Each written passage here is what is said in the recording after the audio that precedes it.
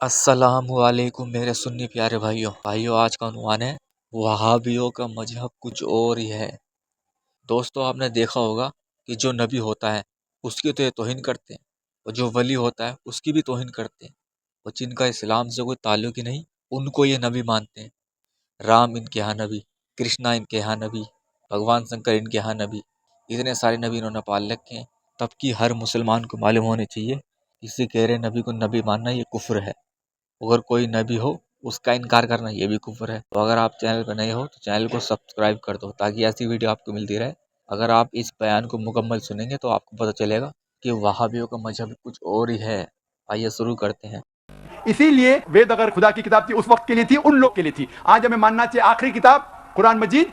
इसी तरीके से एक शख्स ने मुझसे पूछा था, क्या हम मान सकते हैं कि श्री राम और श्री कृष्ण खुदा के भेजे पैगंबर है? कुरान में आता है सूरह फातिर सूरा नंबर 35 आयत नंबर 24 में कि अल्लाह ने हर कौम के पास एक पैगंबर भेजा है।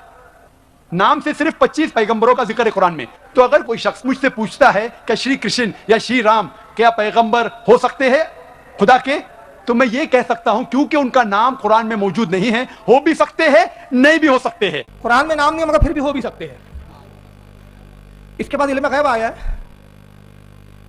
अच्छा देखिए, ये बात उसने कयास से कही है। उसने क्या कहा, 25 पैगंबरों के कुरान में नाम आया, उसमें राम और कृष्ण का नाम नहीं है। मगर कुरान में नहीं आया, मगर अल्लाह ने फरमाया हर जगह हमने नबी भेजे। तो कहता है हो भी सकते हैं, नहीं भी हो सकते, यानी कयास है उसका। तो यहाँ वो किसी ऐसी शख्सियत को जिसका ताल्लुक भी नहीं है उसको नबी बनाने पर आए तो कयास से भी काम ले ले। मगर अइम्मा का कयास सामने पेश करो तो कहते नहीं, कयास हम नहीं मानते किसी इमाम का। पहला कयास करने वाला इब्लीस है। अच्छा चलिए, अब इसने तो कहा कि हो सकते हैं, इनके एक मौलाना ने कहा हो सकते नहीं बल्कि है। सुनिए, किताब दिखा रहा हूँ मैं आपको। यहाँ यह हदियतुल मेहदी मेरे हाथ में भी यहाँ मौजूद है। जलसे के बाद मैं ऐलान कर दूँ, जलसे के बाद बानिया जलसा जो है हमारे, उनके यहाँ मैं कुछ देर क़याम करूँगा। जिनको कुछ सवालात वगैरह पूछना हो, सुन्नियों को छोड़कर, भाई सुन्नी लोगों से बड़ी परेशानी है मुझे। आप पूछोगे क्या, फ़ोन आते यार परेशान हो जाता हूँ। हेलो फारूक भाई जी, वो चहलम का खाना खा सकते हैं यार? अल्लाह कब समझ में आएगा यार आपको, किस दुनिया में जी रहे हो यार। अभी तक तुम बस खाने और इसी में रहोगे कि कुछ और पढ़ोगे लिखोगे। तो मैं गैर मुकल्लिदीन को कह रहा हूँ, उनको दावत दे रहा हूँ कि जो जाकिर नाइक के चाहने वाले हैं और उसको पसंद करते हैं या फिर गैर मुकल्लिदियत से बनाम अहले हदीस से ताल्लुक़ रखते हैं, कोई डाउट्स हो तो मेरे से क़याम गाह पे मिले, वो आए और जो पूछना चाहे पूछ सकते हैं। किताबें भी इंशाल्लाह साथ में है, मैं दिखा दूंगा। हदियतुल मेहदी इनके बहुत बड़े अल्लामा मौलाना वहीदुज़्ज़मा साहब की लिखी हुई है। वहीदुज़्ज़मा साहब क्या कहते हैं जरा सुनिए। सफ़ा नंबर इस किताब का जिल्द 1 हदियतुल मेहदी सफ़ा 85 कहते हैं वो आरफ़ा बित्तवातिर बैना कौमा वला कुफ़ार व अन्नहुम कानू अंबिया सुलहा। कहते हैं कि कुफ़ार कौम में हमेशा से बहुत सारी शख्सियात मशहूर रही और हालांकि वो अंबिया व सालिहीन में से है। अब जरा आइए, अंबिया सालिहीन, अंबिया भी है और सालिहीन भी है। और जो अल्लाह के औलिया जाकिर नाइक के नज़दीक उनकी कब्रों पे मज़ारों पे जाना मज़ार पूजना है, वह पूजना हो जाता है। अब ये देखिए कौन कौन अंबिया सालिहीन में। आगे कहते करामचंद्र का रामचंद्र, रामचंद्र व लक्ष्मण व किशन जी बैनल हुदूद, जो कि वह हिंदुओं में माने जाते हैं, हिंदुओं के बीच है। राम कृष्ण ये भी अंबिया सालिहीन में। व ज़रातुश्त बैनल फारस, फारस में ज़रतुश्त हुआ वो। व कनाफ्यूसु व बुद्धा बैन अहल सीन, अहल सीन में बुद्ध और कन्फ्यूसिस। व जापाना, और जापान में सुकरात व फीसा गौरस। बल, अब यहाँ से सुने, बल युजाबु अलैना अन्ना तक़ूलु आमन्ना बिजमीइ अंबियाई व रसूलिही ला नुफ़र्रिक़ु बैना अहादिम मिनहुम व नहनु लहु मुस्लिमून। और कहते हैं कि हम पर वाजिब है, बल्कि हम पर वाजिब है। देखिए मुबाह भी नहीं है, जायज़ भी नहीं है, मुस्तहब भी नहीं है, सीधा सीधा वाजिब। और गैर मुक़ल्लिदीन के नतीजे बता दूँ, वाजिब फ़र्ज़ के मायनों में आता है इनके यहाँ वाजिब जो है फ़र्ज़ के मायनों में आता है। यानी आप कह रहे हैं कि फ़र्ज़ है हम पर कि हम इन तमाम अंबिया पर ईमान लाए। राम पर ईमान लाए कि नबी है, कृष्ण पर लाए, फीसा गौरस पर लाए, बौद्ध पर लाए, और वो क्या कहते हैं ज़ुरतिश पर लाए, इन सब पर ईमान लाए। और क्या कहें कि हम अंबियाओं में इनमें कोई फ़र्क नहीं करते इनके रसूल होने में। जैसे रसूलुल्लाह रसूल है वैसे ये भी रसूल है, जैसे मूसा अलैहिस्सलाम ईसा अलैहिस्सलाम रसूल है वैसे ये भी रसूल है। हम इनमें कोई फ़र्क नहीं करते और हम कहते हैं कि हम मुसलमान हैं। तो अब अंदाज़ा लगाइए, ये खुद शिर्क के दलदलों में। हालांकि देखिए जो कौम इनको मानती है वो खुद इनको नबी नहीं मानती। किसी हिंदू को कभी आपने सुना क्या कहते हुए कि अंबिया थे? वो नहीं थी। किसी हिंदू को कभी आपने सुना क्या कहते हुए कि अंबिया थे? वो नहीं कहते। वो क्या कहते हैं, कृष्ण राम विष्णु का अवतार है, विष्णु एक भगवान है, ईश्वर है उनके, उसके अवतार है। वो अवतार मानते हैं, वो पर्टिकुलर एक हस्ती नहीं मानते ना, वो माज़अल्लाह नबी कहते हैं। जो कौम मानने वाली है वो खुद नहीं कहती। फिर कोई पैमाना नहीं हमारे पास की शख्सियात थी क्या नहीं थी, ये भी हमें कंफर्म नहीं मालूम। इन्हीं की किताबों से मिलता है। हमारे किसी आलिम ने, किसी बुजुर्ग ने, किसी इमाम ने, किसी सहाबी ने कहीं नहीं बयान किया कि ये सब शख्सियात जो थी ये अंबिया थी। मगर इन लोगों का अकीदा देखो, जो अंबिया है उनकी तो तौहीन करते हैं, जो औलिया है उनकी तौहीन करते हैं, जो सालिहीन है उनकी तौहीन करते हैं, और जिनको जिनकी कौमें नहीं मानती खींच तान के उनको अंबी बनाने पे तुले हुए। अच्छा, इससे फ़ायदा क्या है? चलो थोड़े देर के लिए मान लो कि पूरी जद्दोजहद करके रामकृष्ण को नबी साबित भी कर दे, इससे फायदा क्या है? अरे जो कन्फर्म नबी है, मूसा अलैहिस्सलाम नबी है, ईसा अलैहिस्सलाम नबी है, और अल्लाह के नबी खुद इरशाद फरमा रही है मेरे जमाने में आए, तो तुम अगर मुझे छोड़कर इनकी पैरवी करो तो गुमराह हो जाओगे। तो नबी की पैरवी के सिवा तो कोई चारा ही नहीं है, तो फिर इनको मानने का भी क्या है? इसकी जरूरत क्या है? हमारा उसूल क्या है? सुन ले, हम पर कोई शरीयत ने लाजिम नहीं किया कि हम बनाम एक एक के नबियों के नाम जाने, एक एक नबियों के बारे में समझे, उनके बारे में मालूमात हासिल करें और फिर नाम बनाम हम उन पर ईमान लाए। ये जरूरी नहीं है। जितने नाम अल्लाह ने कुरान में बता दिए, हदीस में आ गए, उन पर हमारा ईमान, और जिनको हम नहीं जानते हम इजमाई तौर पर, मजमूई तौर पर कह देते हैं आमनतु बिल्लाहि व मलाइकतिही व रसूलिही। हम ईमान लाए तमाम अंबिया पर, तमाम किताबों पर, तमाम रसूलों पर, जितने फरिश्ते सब पर ईमान। अब आप पे फर्ज किया कि शरीयत ने नहीं, फरिश्तों के पूरे नाम मालूम करो कितने हैं, ऐसा कुछ भी नहीं है। अब नतीजा क्या होता है? इनके जैसे बेवकूफ कहते हैं ना, जब राम जो है नबियों की फहरिस्त में है, तो इन्हीं की बोली सुनकर फिर गैर मुस्लिम भी गलत जगह उसको फिट करते हैं। बाबरी मस्जिद का जब मामला चल रहा था, अभी जजमेंट आने वाला था, उस वक्त एनडीए टीवी पर विनय कटियार का इंटरव्यू चल रहा था। विनय कटियार से एक लेडीज ने कुछ सवाल किया, उसका जवाब विनय कटियार ने क्या दिया जरा देखें आप, जिससे आपको अंदाजा होगा कि इस तरह की जहन की खराबी ये जाकिर नाइक जैसे बेवकूफ लोगों की वजह से होती है। सुनिए। मैं सिर्फ ये पूछना चाहती हूँ कि एक तरफ हम कहते हैं कि हिंदू मुसलमान सब एक बराबर है, हमें किसी में कोई डिस्क्रिमिनेशन या कुछ नहीं करना चाहिए, सारे धर्म एक जैसे हैं, तो अगर फैसला मुसलमानों के पक्ष में भी आ रहा है तो हमें उसमें क्यों दिक्कत है? हम वहाँ मस्जिद बना दें अगर फैसला आता है। प्रश्न बहुत अच्छा इन्होंने पूछा है। भगवान राम केवल हिंदुओं के ही राम नहीं है, भगवान राम मुसलमान भी समाज उनको नबी पैगंबर अपना मानता है। इसलिए मैंने मुसलमान समाज से भी अब यह अपील की है कि राम का मंदिर बनेगा तो मुसलमानों का भी उनके नबी पैगंबर का मंदिर बनेगा। जी प्लीज। अभी मैं सिर्फ ये पूछना चाहती हूँ, ये कह रहे हैं कि साहब भगवान राम सिर्फ हिंदुओं के नहीं है बल्कि मुसलमानों के भी पैगंबर है, मुसलमान समाज भी उनको पैगंबर मानता है। विनय कटियार जी को मैं कहना चाहता हूँ, ये गलतफहमी आप दूर कर ले। हम पैगंबर नहीं मानते, हम ना राम की बुराई बयान करते, क्योंकि हमारे मजहब ने किसी के मजहब के बानियों को बुरा कहने से भी मना किया है। हम किसी के बारे में बेअदबी के जुमले नहीं कहते। जो आपका अपना फैथ है, आपका नजरिया वो अपनी जगह, वो भगवान राम जो है वो जाकिर नाइक के ही नबी हो सकते हैं, अहले सुन्नत वल जमात के नहीं है। और जाकिर नाइक साहब को चाहिए कि वो बोलते रहें कि भाई मैं राम पर भी ईमान लाया, राम पर भी, और रामायण की तिलावत करते रहे अच्छी तरीके से, ये उनके लिए बेहतर है।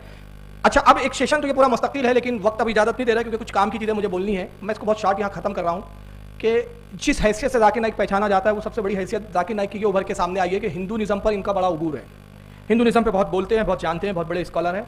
मैंने जैसे कि इब्तिदा में अपनी तमहीद में कहा था कि चैलेंज बहुत करते हैं, वक्त आने पे भाग भी जाते हैं। ये अभी हाल ऐसी हुआ कि ग्रंथों के जो हवाले देता है जाकिर नाइक, तो एक ज़माने तक तो गैर मुस्लिमों ने इसको नज़रअंदाज किया, मगर जब इसका नोटिस लिया तो हमारी किताबों में तो गलत सलत बोलता ही है, हिंदू की किताबों को भी नहीं छोड़ा इसने, वहाँ भी गलत रेफरेंस कोट किए इसने, बात कुछ थी, अधूरी बात पेश की। कहते नाइक साहब प्रत्येक शब्द को गलत ढंग से तोड़ करके उसका अर्थ जो है लोगों के सामने प्रस्तुत कर रहे हैं। वैदिक भाषा के अपने नियम हैं, वेदों की व्याख्या करने के अपने नियम हैं, देवता उनका विषय होता है, देवता जो है जो भी होता है उस विषय में मंत्र के अंदर व्याख्यान होता है। तो जितनी भी बातें लोगों के सामने नाइक साहब बता रहे हैं वो बिल्कुल अनर्थ है और वेदों में इस प्रकार की कोई बात नहीं है जो उनके द्वारा बताई जा रही है।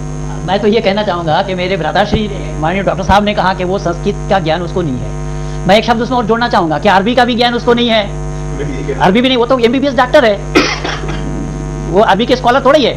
अब ऋषि शब्द ही कुफ्र है, अगर वो ऋषि कहेगा तो फौरन पकड़ हो जाएगी अरबी जुबान में ही। तो ऋषि शब्द ही कुफ्र है, उस कुफ्र शब्द को वो इस्लाम के साथ जोड़ना चाहता है, पहली बात। दूसरी बात ये, भारत के सभी राजनेताओं, स्वामियों, धर्मगुरु और शंकराचार्यों को मुसलमान धर्म के प्रवक्ता डॉक्टर जाकिर नाइक की खुली चुनौती।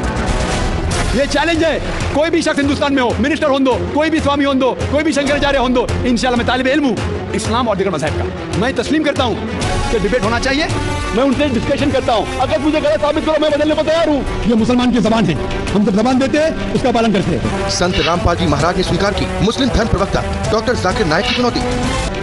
मुस्लिम धर्म प्रवक्ता डॉक्टर जाकिर नाइक हैं सादर आमंत्रित, जब चाहे कर सकते हैं संत रामपाल जी महाराज के साथ ज्ञान चर्चा। डॉक्टर जाकिर नाइक के इस चैलेंज को स्वीकार करता हूं, लेकिन अपने उस वायदे को याद रखना जिसमें कहा है कि जो मुझे झूठा सिद्ध कर देगा, गलत सिद्ध कर देगा, मैं अपने आप को बदल लूंगा। चैलेंज आपको 10 पॉइंट पर झूठा कर दूंगा सिद्ध, और कभी भी आकर के वो आध्यात्मिक ज्ञान चर्चा कर सकते हैं। कहाँ है जाकिर नाइक? जिस फन पे गुरूर है उसी में मुंह की खाया है इसने। 10 मिनट में झूठा कर दूंगा। अच्छा देखिए, क्योंकि मेरा सब्जेक्ट नहीं है, अल्लाह का करम है, मेरे पास यजुर्वेद, सामवेद, ऋग्वेद सारे वेद है, मैं खुद इसको 10 मिनट में झूठा बता दूं। मैंने खुद इसकी तकरीरें जब सुनी और किताबों को चेक किया तो पट्टा रेफरेंस कुछ होते हैं, बताता कुछ है, मोड़ तोड़ ममोड़ के खींचता है वो। लेकिन चूंकि अपनी लाइन नहीं है, वो लाइन से मेरी मुराद मतलब वो फील्ड में अपने को जाना नहीं है, बात समझ रहे ना। वरना मैं खुद बाकायदा अगर आप इजाजत दें तो इंशाल्लाह फिर किसी वक्त ये सेशन लेंगे, मैं ग्रंथ लाऊंगा, सारे टेबल पे होंगे, इसकी तकरीर सुनाऊंगा और बताऊंगा देखो पढ़ कुछ रहा लिखा कुछ और है।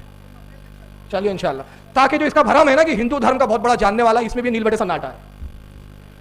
और उसमें देखिए सबसे बड़ी बेवकूफ़ी, इसको बोलते हैं जाहिल आदमी, बेइल्म, जिसको कुछ बेस ना मालूम है, बोलता है मैं कोई भी हुंदो, ये हुंदो वो हुंदो, जो कोई भी हुंदो, डिबेट होना चाहिए, अगर मैं गलत हूं तो मैं बदलने के लिए तैयार हूं, यानी हिंदू हो जाऊंगा। ये कहना खुद कुफ्र है। हालांकि हमारे नज़दीक तो पहले से ही काफिर था, कुफ्र बाला कुफ्र हो गया, कुफ्र दर कुफ्र हो गया। उसकी वजह बता दूं, हमारे उलमा फरमाते हैं, खुसूसन आला हज़रत ने अल मलफूज में फरमाया कि मुनाज़रे में ये शर्त तय करना कि अगर मुझे शिकस्त हो गई तो मैं तुम्हारा मजहब कबूल कर दूंगा, ये खुद कुफ्र है किसी गैर मजहब से। क्यों? इस्लाम हक है, इसमें रत्ती बराबर शुबा नहीं है। अगर अल्लाह ना करे आप किसी ईसाई के साथ बैठे हैं और किसी बात पे लाजवाब हो गए, तो लाजवाब होना इस बात की दलील नहीं है कि इस्लाम के पास जवाब नहीं है, आपका इल्म उतना नहीं है कि आप उसका जवाब दे पा रहे हैं। इस्लाम में जवाब है, जवाब हर बात का है। आप किसी हिंदू से बात कर रहे हैं, उसने एक ऐसा सवाल कर दिया कि आप जवाब नहीं दे पा रहे हैं, तो आप जो जवाब देते हैं आप इस्लाम नहीं है, आप अपने इल्म के एतबार से जवाब देते हैं, और जितना इल्म है वो मुकम्मल नहीं है। इल्म की हदें इतनी है कि उलमा कहते हैं कि अगर एक इंसान को क़यामत तक की जिंदगी दे दी जाए, और वो सिर्फ इस्लाम तो जाने दीजिए, शाह अब्दुल हक मोहद्दिद देहलवी ने तो नबी की तारीफ के बारे में लिखा है। मैं एक जुमले में बात खत्म कर रहा हूँ। शाह अब्दुल हक मोहद्दिद देहलवी मदारिजुन नुबुव्वत में फरमाते हैं, पूरे आसमान को अगर कागज बना दिया जाए, जमीन को कागज बना दिया जाए, समुद्र की स्याही, पानी को स्याही बना दिया जाए, दरख्तों को कलम बना दिया जाए, और इन आसमान और जमीन के वर्क पर कागज पर रसूलुल्लाह की तारीफ और तौसीफ मलाइका, फरिश्ते, जिन, इंसान सब मिलकर लिखना शुरू करे, ये आसमान के भर जाएंगे कागज, जमीन पुर हो जाएंगी, कलम घिंच जाएंगे, स्याही खत्म हो जाएंगी, मगर रसूलुल्लाह की फजीलत का एक बाब भी मुकम्मल नहीं होगा। तो हम अपने इल्म के एतबार से बात करते हैं। सूरह फातिहा के बारे में आप कितना जानते हैं? आपका और हमारा इल्म कितना है?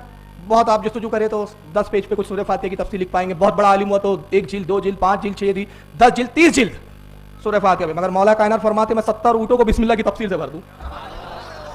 तो हम अपने इल्म से, तो हमारा इल्म में कमी है, लेकिन इस की बेवकूफ़ी देखो, मैं झूठा हो गया तो मैं बदल जाऊंगा, तू बदलते रहे, इससे पता चल रहा तुझे कॉन्फिडेंस नहीं है। तो बहरहाल रामपाल का अभी तक चैलेंज है, ये जाकिर नाइक की कौम से कहूँगा ढूंढो, पकड़ के लाओ, और कोई भी होंदो नहीं, वो रामपाल आ गया है, उसका जवाब दे। और अपने फिरके को, मैं हिंदू अगर ये सुने मेरी तकरीर तो मैं साफ कह दूं कि इससे अहले सुन्नत बरीली मकतब फिक्र बरी है, ये हमारे नज़दीक बिल्कुल गलत आदमी है, तो हम इससे बरी है। आपने इसको चुप करा के हमें शिकस्त नहीं दी है, जाकिर नाइक को चुप कराया है, ये मैं वादे कर दूं।